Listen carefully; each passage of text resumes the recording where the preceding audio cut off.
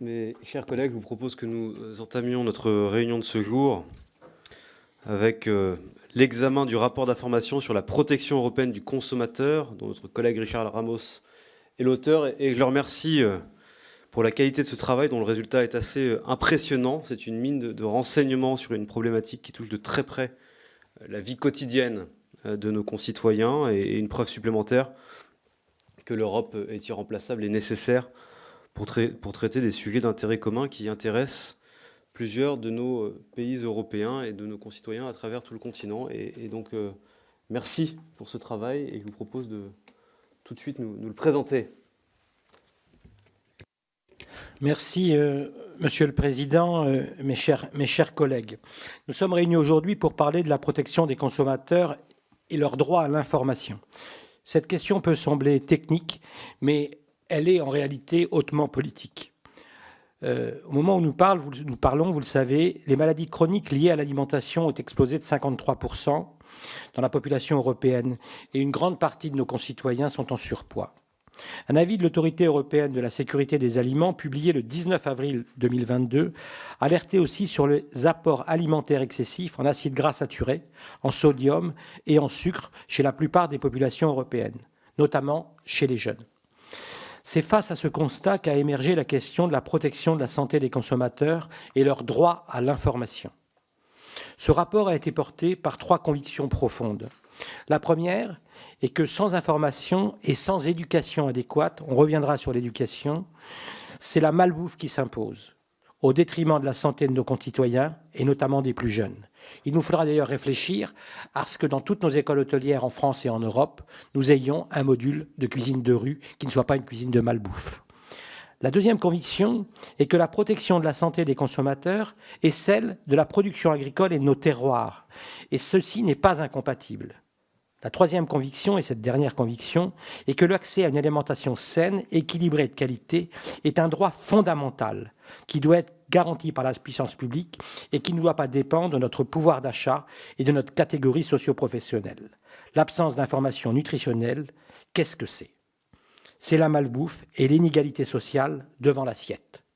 L'absence d'obligations harmonisées, c'est aussi la concurrence déloyale en Europe pour nos produits traditionnels et les géants de l'agro-industrie.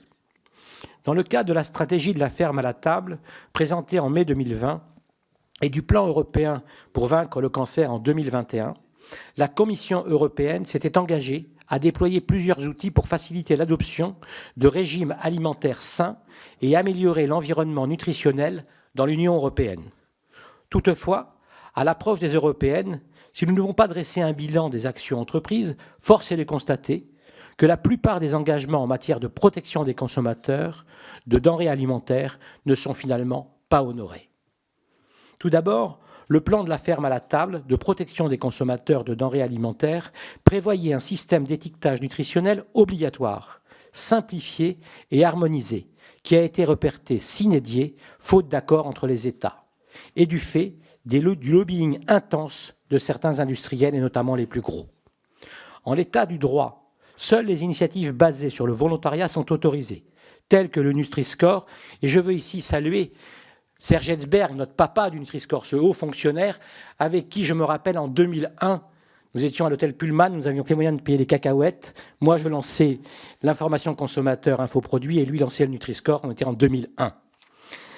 C'est d'ailleurs le Nutri-Score qui a d'ailleurs été largement porté par la France et l'Institut national de santé et de recherche médicale et qui a fait ses preuves en termes de santé publique.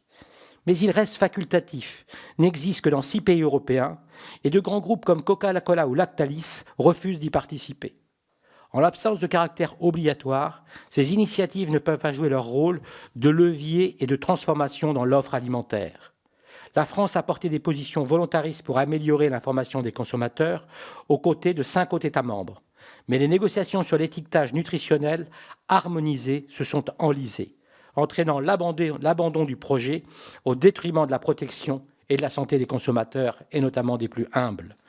Je vous renvoie en détail de mon rapport, mais je regrette que la balance ait penché davantage du côté des intérêts économiques des grands groupes industriels plutôt que de la santé des Européens et des Européennes.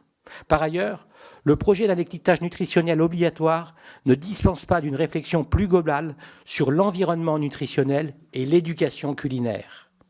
Dans son plan européen pour vaincre le cancer, la Commission européenne encourage les États membres à réduire la pression publicitaire pour les enfants et les adolescents.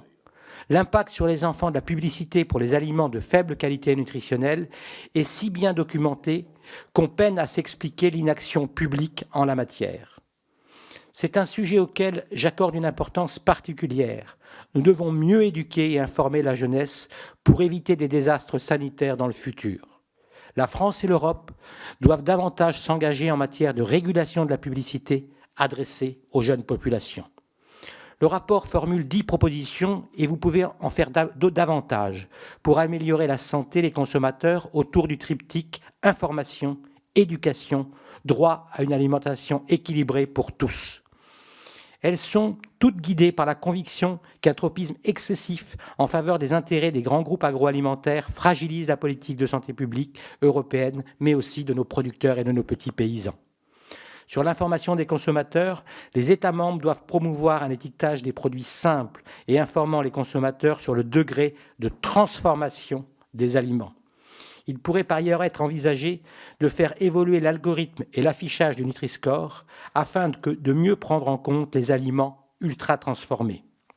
Enfin, il conviendrait de mettre à l'étude la possibilité d'un étiquetage national des produits à la condition que 90% des produits proviennent bien du pays en question.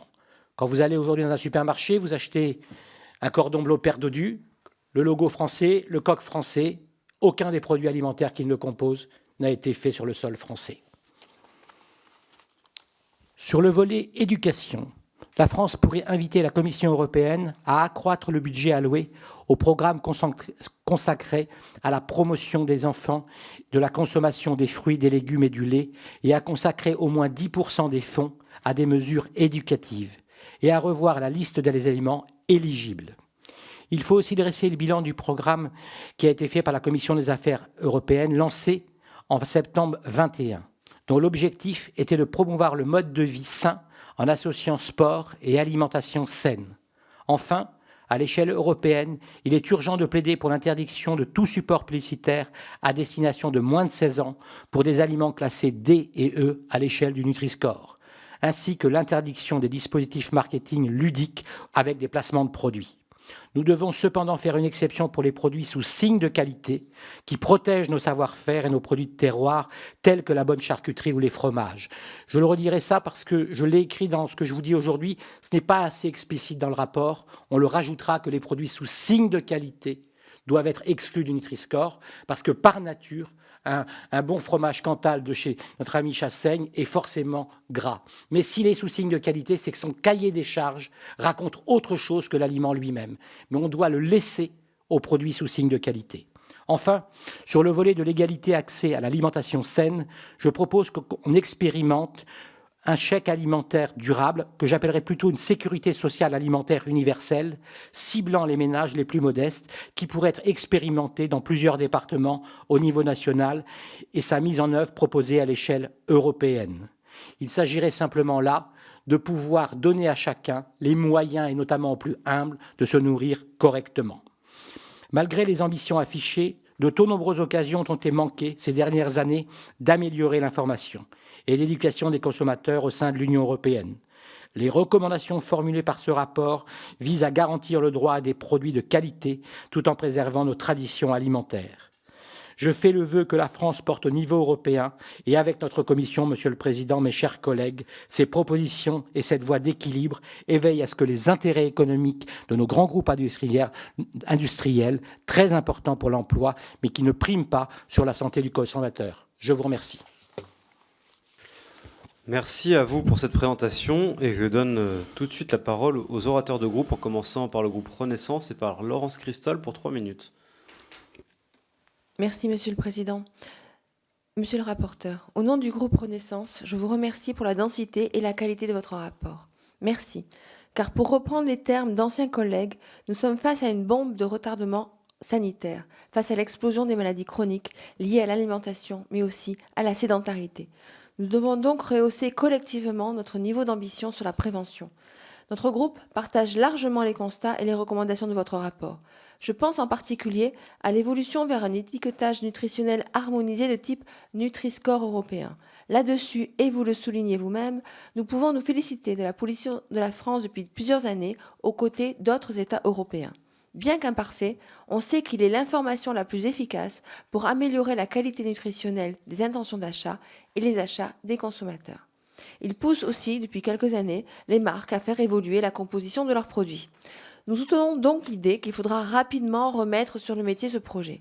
Du reste, il faut, comme vous le faites, questionner fortement l'idée selon laquelle la seule information des consommateurs leur permettrait de se prémunir contre les risques associés à des modes alimentaires peu sains.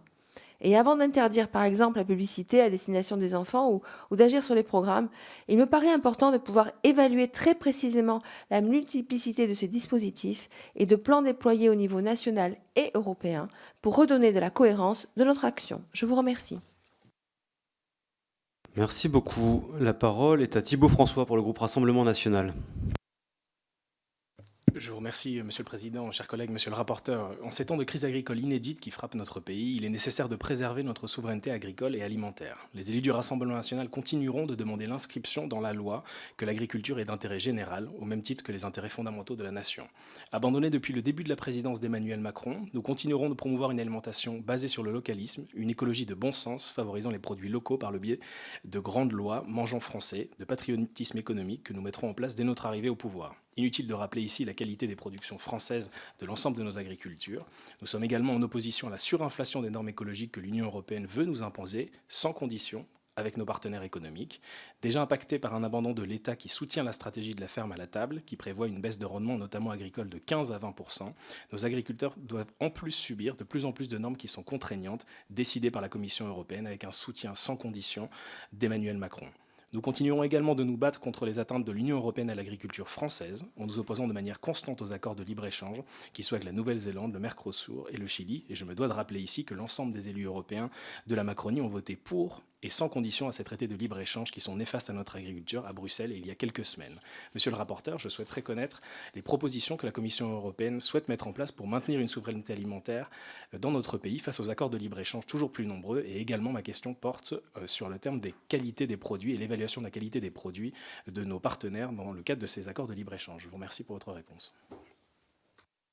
Merci beaucoup. La parole est à Sophia Chikirou pour le groupe de la France Insoumise.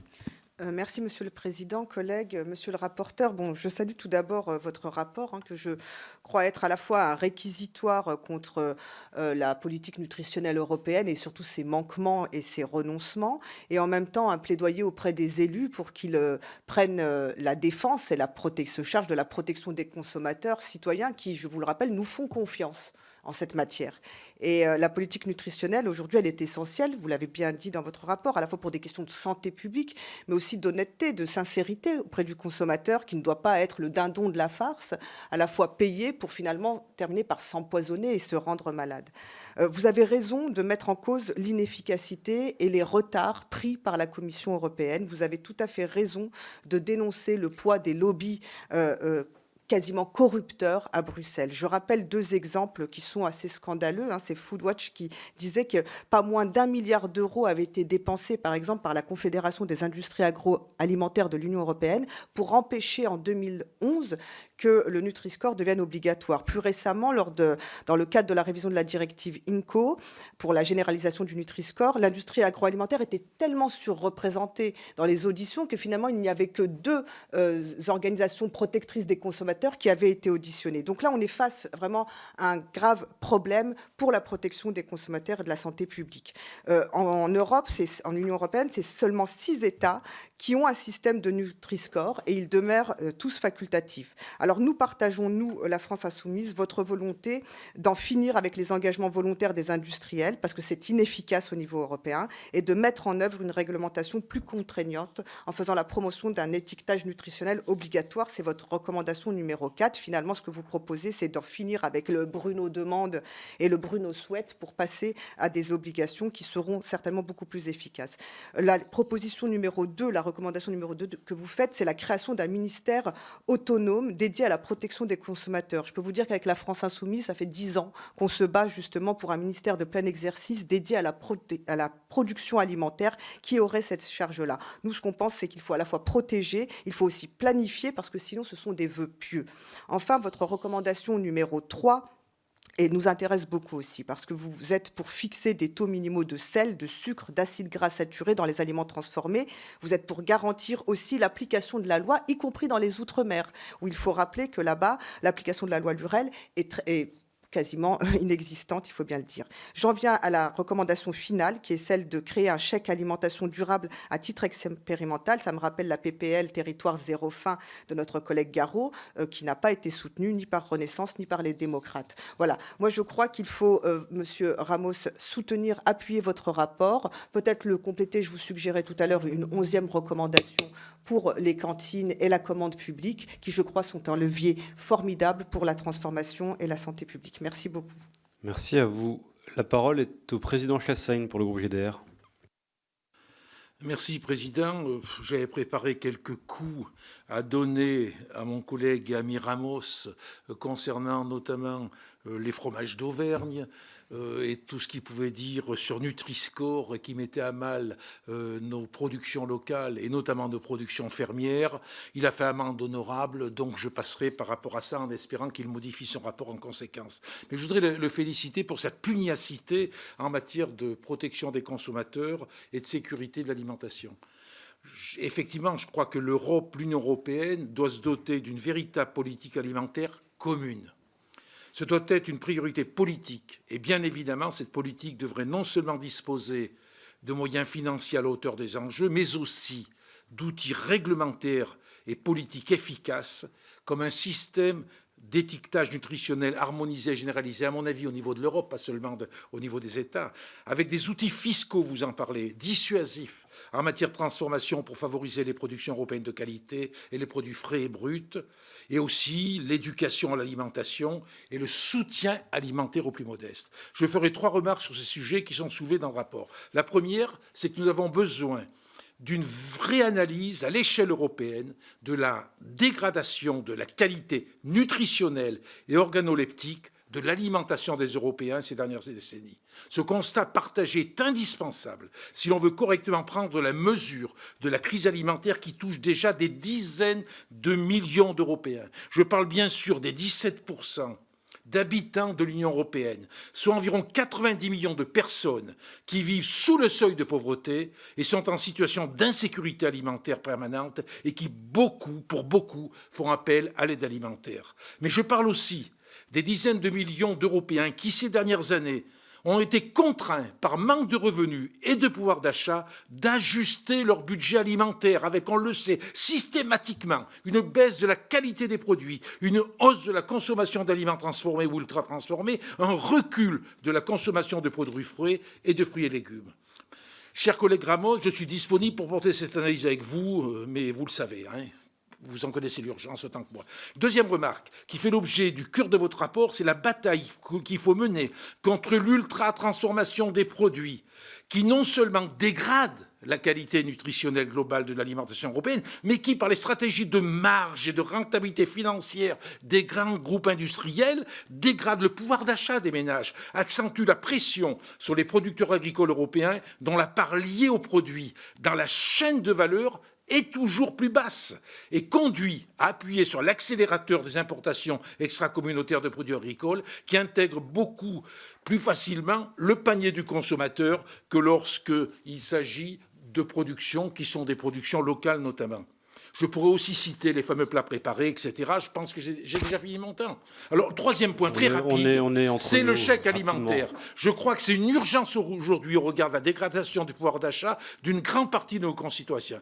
Nous sommes aujourd'hui dans une situation qui est dramatique pour les ménages et pour les producteurs notamment de produits bio et sous signe de qualité et d'origine. Et vous savez qu'on peut articuler le chèque alimentaire avec le choix des produits qui peuvent être achetés avec un chèque alimentaire. Et je crois qu'on a quelques pistes qu'on peut travailler ensemble. Merci beaucoup. Il me reste une prise de parole. C'est Nicole Lepay pour le groupe Renaissance pour 2 minutes. Merci, Monsieur le Président, Monsieur le rapporteur. Je partage largement votre conviction selon laquelle l'information et l'éducation alimentaire est pour les consommateurs, en particulier pour les plus jeunes. C'est pour cette raison que le législateur a déjà inséré dès 2014 à l'article L 312 17-3 du Code donc, de l'éducation, qui prévoit une éducation à l'alimentation dispensée dans les établissements d'enseignement scolaire, dans le cadre des enseignements ou du projet éducatif territorial. Les ministères de l'Éducation nationale et de l'Agriculture ont ainsi élaboré de nombreux outils éducatifs destinés à nos enfants. Alors, lors de votre mission d'information, avez-vous eu l'occasion d'obtenir un bilan de ces initiatives nationales? Et je dirais que les campagnes de promotion des modes de vie plus sains de l'Union européenne que vous évoquez dans votre rapport sont censées être relayées via ce dispositif dans nos établissements scolaires. Et demain, je dirais qu'il y a un défi très important, c'est soit l'alimentation atrophiée, soit une alimentation conquérante. Alors je dirais que la croisée des chemins, c'est maintenant. Je vous remercie. Merci beaucoup. Monsieur Ramos, vous avez la parole. Je vais commencer, Monsieur Thibault-François, par vous dire quelque chose.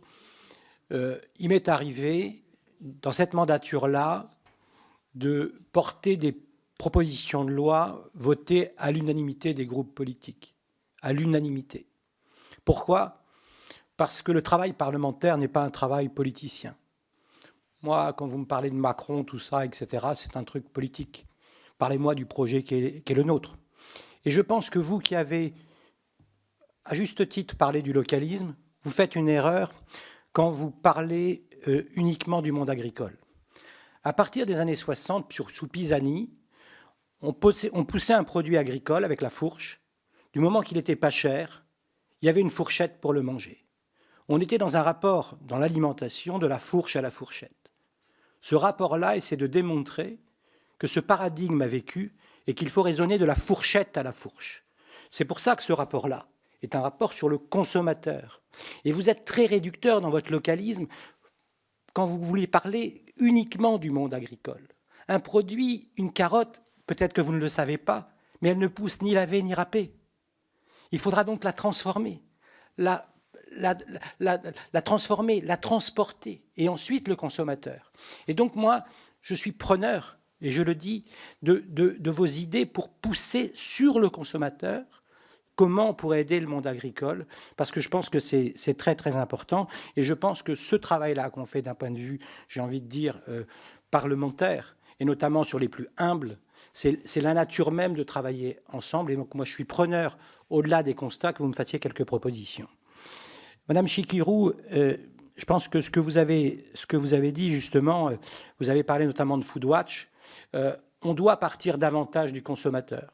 Je pense qu'en France, par exemple, le monde des consommateurs, Foodwatch est en train d'un peu de rénover cette affaire-là, contrairement à nos amis anglo-saxons, n'est pas très puissant. Chez les anglo-saxons, les associations de consommateurs sont très puissantes. Pour une raison simple, c'est que les Français, ils grognent, mais quand ils veulent résoudre un problème, ils vont voir les élus. Ils sont de temps en temps à peine capables de se prendre en question, comme le font de temps en temps les anglo-saxons, par des actions consommateurs, par des actions citoyennes. Alors c'est à tout à notre honneur, on est là justement pour les défendre, mais donc je pense quand même qu'il faut qu'on regarde le côté consommateur et qu'on puisse permettre, notamment dans des actions de groupe, à continuer ce qu'avait fait le président Chirac, à multiplier notamment sur des produits alimentaires et des produits alimentaires dangereux ou trop ultra-transformés, les possibilités de donner la main aux consommateurs par des actions de groupe. Vous avez également parlé, Nicole Lepay, vous avez parlé de l'éducation. Moi, je pense que c'est la clé. Ça ne marche pas très bien pour l'instant dans les écoles. Alors, je le dis, pardon de faire un tout petit, 20 secondes de politique, on a la chance d'avoir une grande ministre, Olivia Grégoire, qui va porter un texte sur le sujet. Mais très souvent, les ministres de l'Éducation, ils n'en veulent pas. Ils répondent, ils ne savent déjà pas compter et lire, on ne va quand même pas les apprendre à cuisiner. Alors que cuisiner, faire une recette, c'est faire des grammages, apprendre à compter, c'est lire une recette, apprendre à lire, c'est aussi apprendre à consommer. Et on est un peu dingo, on est dingo. On va apprendre plein de conneries à l'école, il y a des choses qui sont bien, et on ne va pas apprendre à lire une étiquette dans le programme scolaire. Il me semble que pourtant chaque citoyen va aller dans le supermarché pour acheter un jour un produit auquel il y aura une étiquette.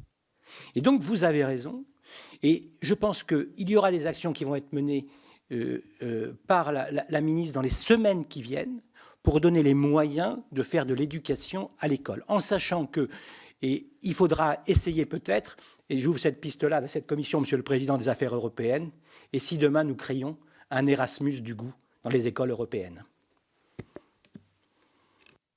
Pardon, Erasmus du goût, c'est l'alimentation, pardon, c'est autre chose que mettre des calories entre la lèvre supérieure et la lèvre inférieure. Raconter ce qu'on mange, c'est aussi raconter une histoire.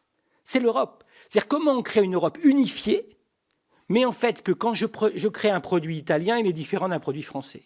C'est comment, à travers une Europe qui essaie d'harmoniser pour que tout le monde n'aille pas sur l'obésité et l'ultra-transformé, garde le territoire de chacun, les savoir-faire alimentaires de chacun. Et donc on est bien dans l'Europe des nations, où chaque nation, parce qu'elle mange, raconte une histoire, et par son unité européenne, essaie de trouver une harmonie pour que notamment les plus pauvres puissent consommer des produits sains. Bien, merci. Nous en avons terminé. S'il n'y a pas d'autres demandes de prise de parole, Président Chassaigne, allez-y. Réagir sur le fait, effectivement, de partir du consommateur. OK, partir du consommateur sur la qualité nutritionnelle, sur la sécurité alimentaire, je le conçois tout à fait. Mais soyons attentifs au fait que partir du consommateur, ça ne veut pas dire qu'on ne tienne pas compte de toute la chaîne de valeur sur toute la filière, et que si on veut véritablement des prix qui soient des prix rémunérateurs, il faut bien construire aussi le prix à partir de la production. Donc il faut être extrêmement attentif à ça. Parce que aujourd'hui, on le sait très bien, on a eu une audition ce matin avec Nicole Lepay, par exemple, le prix de l'alimentation aujourd'hui, l'alimentation, c'est un peu la variable d'ajustement du pouvoir d'achat par rapport au budget, un budget familial. Donc il faut être quand même extrêmement attentif à tout, la qualité, le prix, certes, mais aussi, sans aucun doute, le prix d'une alimentation de qualité, mais sans pour autant oublier qu'il y a des gens sur toute la chaîne qui s'engraissent au passage. Madame Kikirou, allez-y. J'ai éteint. Il s'est allumé tout seul. Merci, Monsieur le Président. Oui, je voudrais réagir à ce que vous disiez sur l'organisation des consommateurs en France. Je fais le même constat que vous, c'est vrai, mais je disais dans mon introduction que les consommateurs, citoyens, nous font confiance à nous, les élus. Et ils sont convaincus qu'on se préoccupe et qu'on adopte des lois pour les protéger. Donc, il y a souvent une véritable ignorance aussi des problèmes que peuvent poser les produits qu'ils consomment et qu'ils achètent. Ils l'ignorent. Sur l'affaire des nitrites, c'est vraiment évident. Ils nous font confiance là-dessus. Donc c'est aussi à nous, et c'est pour ça que je disais que c'était un plaidoyer auprès des élus avant tout, votre rapport, parce que je crois que nous devons, nous, en tant qu'élus, prendre conscience de cette responsabilité et de cette confiance que les citoyens ont en nous. Donc, quand on a des lois sur l'interdiction du nitrite et que certains défendent la continuation de l'utilisation alors qu'on sait les dégâts que cela crée sur la santé publique, il y a une responsabilité aussi de l'élu qui, d'une certaine façon, va à l'encontre de l'intérêt général, des intérêts de santé publique et de la confiance des citoyens. Merci beaucoup. Monsieur Ramos. Monsieur le Président Chassaigne, vous avez raison. Vous avez dit que en gros, du sol à la graine, passant par la fourche et jusqu'à la fourchette, il faudra toujours avoir en tête la juste rémunération de la valeur sur l'ensemble de la chaîne. Vous avez soulevé également l'idée sur les plus humbles, c'est-à-dire comment on fait pour que quelqu'un qui a fait des arbitrages, il doit aller au travail, donc il va mettre du carburant, il doit se chauffer, sinon son gosse a froid, comment on va aider cela? Je pense qu'il faut qu'on le fasse. Je pense que cette idée de sécurité sociale alimentaire universelle permet de travailler l'acte de bien manger, notamment sur les plus humbles. Et Président, excusez-moi de vous taquiner, moi j'aime la politique. Je pense qu'ici les élus, quels que soient les bords politiques, c'est l'organisation politiste de la cité. Je suis content, vous qui êtes, il me semble, communiste, que vous veniez à cette sécurité sociale alimentaire. Je vous ai dit que je vous taquinais, parce que, évidemment, que peut-être votre philosophie fait que, normalement, un ouvrier bien payé, un salarié bien payé, ne devrait pas avoir besoin d'un chèque alimentaire. Son travail devrait lui permettre, normalement, d'avoir accès à une alimentation saine, sûre et durable. Et je suis content de ce pas qui répond finalement à une urgence. Ça n'empêche pas que je pense que vous pensez toujours ça, mais qu'on doit trouver le moyen de flécher des produits de qualité pour les plus humbles. Madame Chikirou, vous avez parlé de confiance et vous avez raison. J'ai été défendre une entreprise privée, une start-up, dans les tribunaux français parce que les industriels les avaient attaqués. Ils avaient perdu tout leur procès en premier appel. En première instance, ils ont gagné tous leurs procès en cours d'appel. J'étais témoin dans ces procès. C'est l'entreprise Yuka.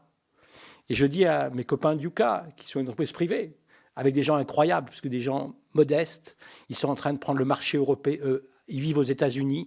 Ils sont les 3 associés dans un tout petit pavillon. Ils ont refusé d'être achetés leur start-up à 100 millions d'euros pour 30% de leur capital. Ces gens sont incroyables. Et à chaque fois, je leur dis, mais je ne vous crois pas pour être aussi honnête. Moi, 100 millions, j'aurais pris le pognon et je me serais cassé. Mais je leur dis quand même, et là, vous allez comprendre. Hey, vous avez vu comment je suis, président. Avec la moitié, j'aurais monté une petite fondation quand même. Et j'ai dit, je partais en vacances là, avec mes enfants, tout ça. Voilà. Mais là où vous avez raison, Madame Chikirou, c'est quand demain, même une entreprise privée publique est plus vertueuse que l'État et la force publique pour protéger le consommateur, alors les gens s'éloignent de la démocratie et vont vers les totalitarismes. L'un des combats de ma vie, c'est de penser que l'élu, il protège. Et quand finalement la force publique, il y a des entreprises citoyennes, il y a des entreprises et des industriels qui font un super travail avec des super produits, qui enlèvent des choses de qualité. Mais je pense qu'à un moment donné, la beauté de la politique, c'est quand les élus que nous sommes, nous protégeons les plus faibles, et notamment sur ces produits ultra transformés qui sont nocifs pour nos plus faibles. Bien, merci beaucoup, monsieur le rapporteur. Nous en avons fini avec cette discussion. La commission est-elle d'accord pour publier, ou pour autoriser plutôt le dépôt du rapport d'information en vue de sa publication? Pas d'objection. Il en sera ainsi. Il me reste à nommer plusieurs rapporteurs. D'abord, notre collègue Naïma Moutlou sur la proposition de résolution européenne dont elle est l'auteur visant à étendre les compétences du parquet européen aux infractions à l'environnement. Et notre collègue Mathilde Panot sur la proposition de résolution européenne dont elle est l'auteur visant à garantir le droit à l'avortement dans la Charte des droits fondamentaux de l'Union européenne. Pas d'objection? Il en est ainsi décidé. Voilà. Prochaine réunion mercredi prochain, 15h, avec l'examen de 2 rapports d'information, l'un de Constance Le Grip sur la proposition de loi relative à la prévention des ingérences étrangères et l'autre de Gabriel Amar et Benjamin Haddad sur l'Union européenne face aux défis migratoires. Bonne fin de journée.